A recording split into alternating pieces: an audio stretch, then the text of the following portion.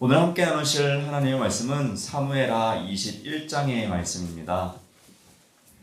사무엘하 21장 1절부터 중반절인 14절까지의 말씀을 함께 보도록 하겠습니다.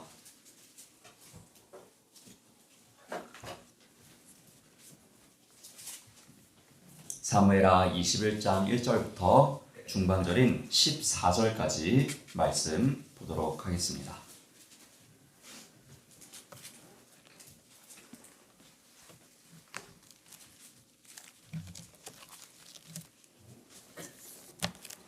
네, 사무엘하 21장 1절에서 14절까지 말씀 다 찾으신 줄 알고 한 절씩 교독하며 말씀 보도록 하겠습니다.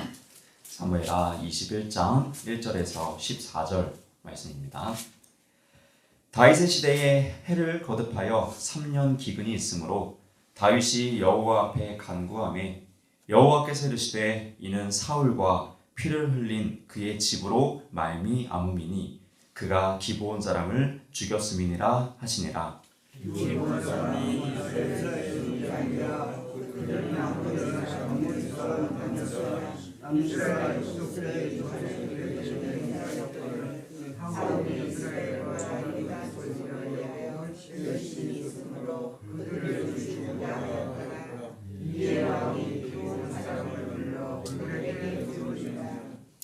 다윗이 그들에게 묻되 내가 너희를 위하여 어떻게 하랴? 내가 어떻게 속죄하여야 너희가 여호와의 기업을 위하여 복을 빌겠느냐 하니 기브온 사람이 그에게 대답하되 사울과 그의 집과 우리 사이에 그들은 은금에 있지 아니하며 이스라엘 가운데서 사람을 죽이는 문제도 우리의 해에 있지 아니하느니라. 왕이 이르되 너희가 말하라 하는 대로 시행하리라. 그들이 왕께 아뢰되 우리를 학살하였고 또 우리를 멸하여 이스라엘 영토 내에 머물지 못하게 하려고 모해한 사람에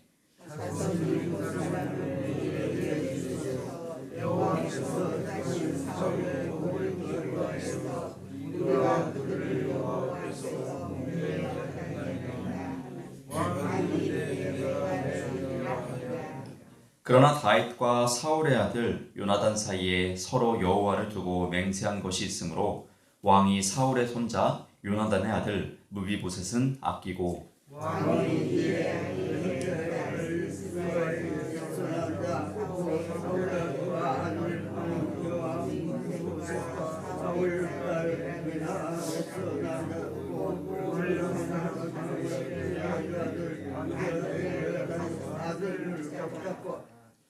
그들을 기브온 사람의 손에 넘기니 기브온 사람이 그들을 산 위에서 여호와 앞에 목매어 달매 그들 7사람이 동시에 죽으니 죽은 때는 곡식 빼는 첫날 곧 보리를 베기 시작하는 때더라.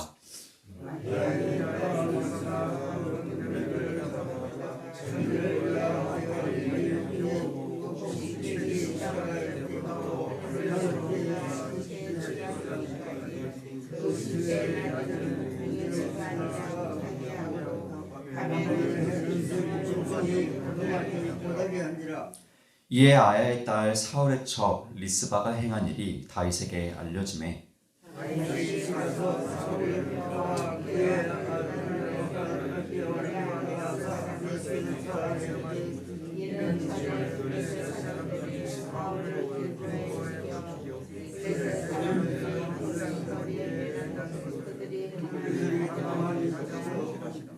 다윗이 그곳에서 사울의 뼈와 그의 아들 요나단의 뼈를 가지고 올라오매 사람들이 그 달려 죽은 자들의 뼈를 거두어다가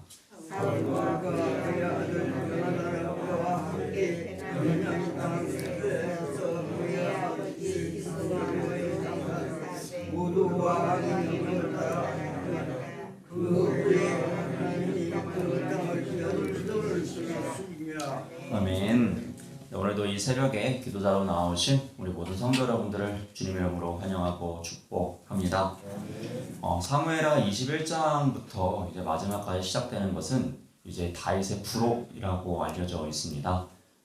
방금 전 20장까지는 우리가 이제 압살롬에 의한 반역, 그 뒤에 사건의 이제 시간 순서대로 이렇게 쭉쭉 봐왔다면은 21장 말씀은 20장 뒤에 있다고 해서 압살롬 뒤에 일어난 일이 아니라 이 다윗의 시대 중에 일어났었던 핵심적인 일이라고 할까요? 그러한 일들이 이제 드문드문 기록된 것이 이제 사무엘하 21장부터 이제 마지막 장까지 나오는 이야기들입니다.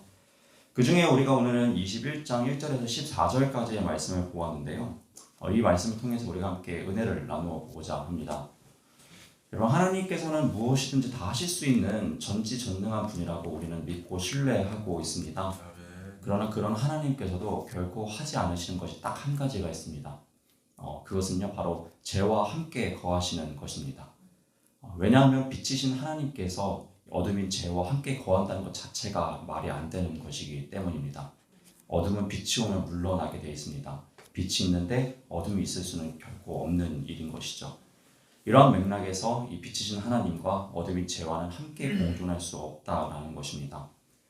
그렇게 하나님께서는 이 죄에 대해서, 이 죄의 문제만큼에서는 굉장히 민감하시고 이 죄에 대해서는 어떻게든 다 해결해 내고자 하시는 그런 하나님의 역사하신 우리가 볼 수 있습니다. 그 대표적인 사건이 바로 십자가의 사건이죠. 우리가 죄로 인해서 하나님과 단절되어 있기 때문에 그 관계를 화목하게 하기 위해서 예수 그리스도의 십자가의 사건을 하나님께서 계획하셨습니다. 이처럼 이 죄의 문제는 우리에게 있어서 굉장히 중요한 것을 볼 수가 있는데요. 하나님과의 올바른 관계를 위해서는 하나님과 우리 관계를 맡고 있는 이 죄의 문제를 반드시 해결해야 될 의무가 우리 모두에게 있습니다. 그래서 우리는 오늘날에도 이 회개의 기도를 항상 우리의 기도 앞부분에서는 빠지지 않고 합니다. 그 이유가 무엇입니까? 하나님께 기도자로 나가기 위해서 우리의 죄된 모습들이 다 청산되어야 되기 때문입니다. 그래서 우리 이 회개의 기도를 항상 빠지지 않고 하는 것을 볼 수가 있죠. 그런데 문제는 우리가 죄를 죄로 인식하고 회개한다면 하나님께 나아가게 되겠지만은 우리가 죄를 지었음에도 불구하고 이 죄를 죄로 인식하지 못하는 경우입니다.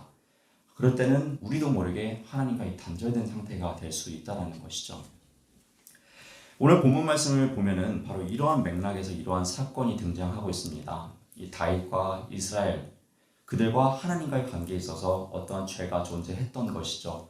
그러나 그것을 죄로 여기지 못하던 때가 있었던 것입니다. 그래서 하나님께서 이것이 죄로 인해서 발생된 일이라는 것을 깨닫게 하시고 돌이키게 하기 위해서 어떤 것을 사용하셨냐면요, 바로 그 땅에 기근을 허락하셨어요. 그 땅에 고난을 허락하심으로써 그들이 하나님을 바라보게 하였고 그 하나님을 바라봄으로써 자신의 죄를 발견하게 하셨다라는 것이죠. 오늘 본문 1절 말씀을 다시 한번 보도록 하겠습니다. 다윗의 시대에 해를 거듭하여 3년 기근이 있으므로, 그렇죠. 이렇게 기근이 발생합니다. 그러니까요, 다윗이요 하나님을 바라보기 시작합니다. 다윗이 여호와 앞에 간구하매 여호와께서 이르시되 이는 사울과 피를 흘린 그의 집으로 말미암음이니 그가 기브온 사람을 죽였음이니라 하시니라. 네. 여러분, 앞서 이야기했다시피 이스라엘 땅에 기근이 발생하게 되고 이 다윗은 기근으로 말미암아 하나님께 무엇이 잘못한 것이 있다는 것을 깨닫게 되죠. 그래야 어떤 이유 때문에 이 기근을 우리가 겪게 되는지 하나님께 묻습니다. 그래서 하나님께서 말씀하시기를 사울로 인한 이 기브온 사람들을 죽인 이 무고한 피가 이 땅 가운데 있다. 이 무고한 피를 흘린 이 죄가 있기 때문에 기근을 허락했다라고 말씀해 주십니다. 결국 다윗은 이 죄의 문제를 해결하기 위해서 그 죄의 원흉인 이 사울의 7 아들을 이 기브온 사람들에게 넘겨줍니다. 그러므로 사울 왕 때에서부터 이 죄가 이제 해결되게 됐는데요. 이 문제가 해결되니까 어떻게 될까요? 이 기근 문제가 또한 해결되는 것을 볼 수가 있습니다. 오늘 본문 14절의 후반절 말씀을 보면요, 이렇게 말씀하시죠. 그 후에야, 그 후가 어떤 후입니까? 이 죄에 대한 문제를 해결한 때입니다. 이 죄에 대한 문제를 해결한 그 후에야 하나님이 그 땅을 위한 기도를 들으시니라. 아멘. 말씀하시죠. 이처럼 죄의 문제를 해결하고 나니까 그제서야 하나님과의 관계가 회복되게 되었고, 회복된 관계로 말미암아 하나님이 그 땅을 위한 기도를 듣기 시작하셨다라고 오늘 본문 말씀 우리에게 이야기해주고 있습니다. 이처럼 오늘 본문 말씀 통해 우리가 발견하는 되는 것이 있죠. 이 죄의 문제와 이 하나님과의 관계 문제는 때려야 뗄 수 없는 상관관계를 가지고 있다는 것을 우리가 보게 됩니다. 이스라엘의 기근의 이유는 죄 때문이었습니다. 이 죄의 문제를 해결하고 나니까요, 그들의 삶 가운데 있는 이 문제, 이 기근의 문제도 회복되었음을 우리가 보게 되죠.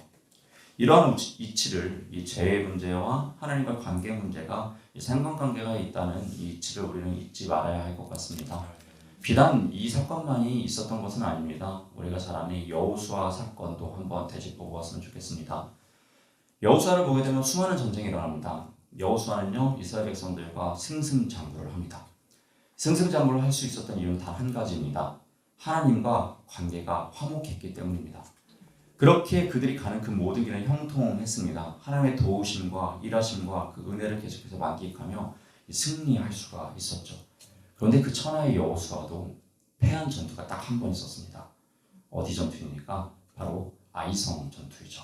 왜 패했습니까? 여리고성보다 더 볼품없는 성임임에도 불구하고 패배한 이유는요. 단 한 가지 이유 때문이었습니다. 아간의 죄 때문이죠.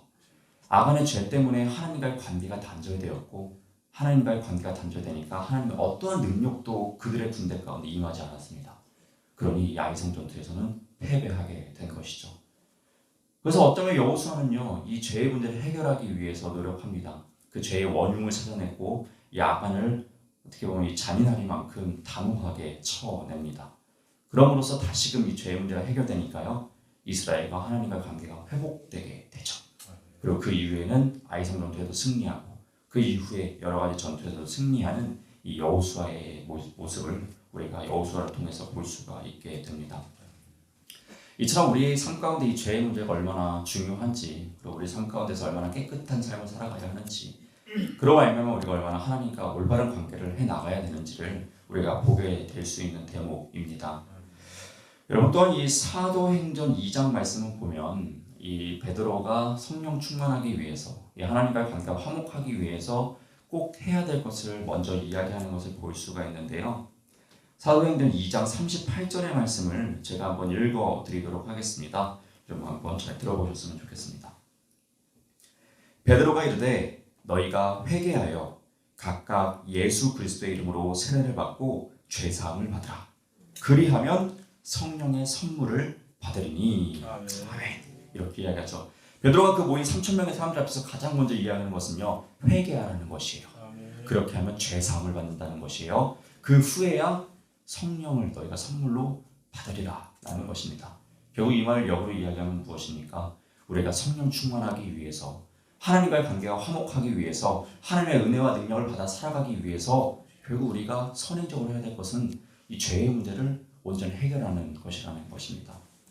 여러분 우리 삶 가운데 혹여나 하나님께서 이 죄의 문제를 발견하기 위해서 하게 하기 위해서 여러분 삶 가운데서 때로는 어려움이 있게 하시거든 여러분 그것을 감사히 여기시며 또 하나님께 돌아오는 기회가 될 수 있기를 주님의 이름으로 부탁드립니다. 그리하여 하나님과의 관계가 온전히 화목하여져서 하나님의 놀라운 은혜를 매일매일 맛보며 살아갈 수 있는 우리 모든 중국의 성도 여러분 될 수 있기를 다시 한번 주님의 이름으로 부탁드립니다. 그때 우리의 삶이 변화될 줄로 믿습니다. 저 역시도 신학을 결단하고 또 이 목회자의 길을 가기까지는 또 그 회개의 사건이 있었음을 기억하게 됩니다. 돌아보게 되면은 또 그런 사건 그 회개로 말미암아 또 하나님의 은혜를 맛보게 되고 또 하나님의 뜻대로 살아가는 삶이 이렇게 변화되는 삶이 있었음을 보게 됩니다. 사도 바울 역시도 그 회개의 사건이었죠. 예수 그리스도를 핍박하던 그 사건이었지만 삶을 살아왔지만 그가 회개하는 그 다메섹 사건에서부터 그는 새로운 사람이 되어서 하나님의 눈으로 세상을 바라보며 하나님의 뜻을 받아들이며 살아가는 사람이 되었음을 잊지 않는 우리가 되었으면 좋겠습니다. 오늘도 이 귀한 새벽 또 이러한 기도자로 나아갈 수 있는 회개에 합당한 열매를 맺으며 나아갈 수 있는 우리가 되길 소망합니다. 우리가 또 함께 기도했으면 좋겠습니다. 2014년 세월호 사건 이후로 하루 종일 같은 뉴스가 반복되어서 나왔던 사건을 참 6, 7년 만에 보게 되는 것 같습니다. 항상 큰 사건이 일어나게 되면은 다시는 이러한 사건이 일어나지 말아야 되겠다라고 우리는 생각하게 되지만 또 참 어찌된 이제 시간이 흐르게 되면은 또 다시 그런 사건들이 반복되어지는 것만 같습니다. 또 그들을 위해서 또 11월 5일까지 국가적인 또 이런 애도의 기간이라고 하는데요. 또 그들을 위해서 또 그들의 유가족들을 위해서 함께 중보해 주셨으면 좋겠습니다. 또 기사를 보니까 또 그 유가족들의 사연들이 참 얼마나 왜 이렇게 슬픈지 모르겠습니다. 또 그들을 위해서 또 우리가 그리스도인으로서 기도의 위로를 해줄 수 있는 귀한 새벽을 만들어갔으면 좋겠습니다. 오늘도 이 새벽에 기도로 나오신 성도 여러분들을 다시 한번 주님의 이름으로 환영하고 축복합니다. 기도하겠습니다. 사랑의 하나님, 오늘도 이 귀한 새벽 깨워주셔서 저희가 기도자로 나오게 해주신 은혜에 감사를 드립니다. 하나님께서 기도자로 우리를 불러주셨으니 하나님께서 기뻐 받으시는 온전한 기도를 올려드리는 귀한 시간이 되기를 소망합니다. 먼저 우리가 말씀을 함께 나누었습니다. 이 말씀처럼 이 죄와 함께 거하시지 않으시는 하나님을 인식하며 우리의 모든 죄된 모습들을 돌이킬 수 있는 귀한 기도의 시간이 되기를 소망하오니 우리에게 혹시 깨달아야 할 죄들이 있다면 깨닫게 해주셔서 하나님 보시기에 합한 자로서 세워질 수 있도록 은혜와 은혜를 베풀어 주시옵소서. 하나님, 또한 이 나라가 많은 이들의 눈물로써 슬픔의 기간을 보내고 있습니다. 그들을 위로하는 기도를 올려드리길 소망합니다. 우리의 이 작은 기도가 진심이 담겼을 때 하나님께서 들으시고 하나님의 슬퍼하는 그 유족들을 위해서 놀라운 위로의 은혜를 허락하여 주실 줄로 믿습니다. 주님께서 슬퍼하는 이 나라를 위로하여 주시옵고 주님께서 놀라운 은혜를 허락하여 주셔서 회복되는 은혜가 있기를 소망하오니 주님 놀랍게 역사하여 주시옵소서. 감사드리며 이 모든 기도 살아계신 우리 주 예수님의 이름으로 기도드렸습니다. 아멘. 하늘에 계신 우리 아버지여, 이름이 거룩히 여김을 받으시오며 나라가 임하시오며 뜻이 하늘에서 이루어진 것 같이 땅에서도 이루어지이다. 오늘 우리에게 일용할 양식을 주시옵고 우리가 우리에게 죄 지은 자를 사하여 준 것 같이 우리 죄를 사하여 주시옵고 우리를 시험에 들게 하지 마시옵고 다만 악에서 구하시옵소서. 나라와 권세와 영광이 아버지께 영원히 있사옵나이다. 아멘.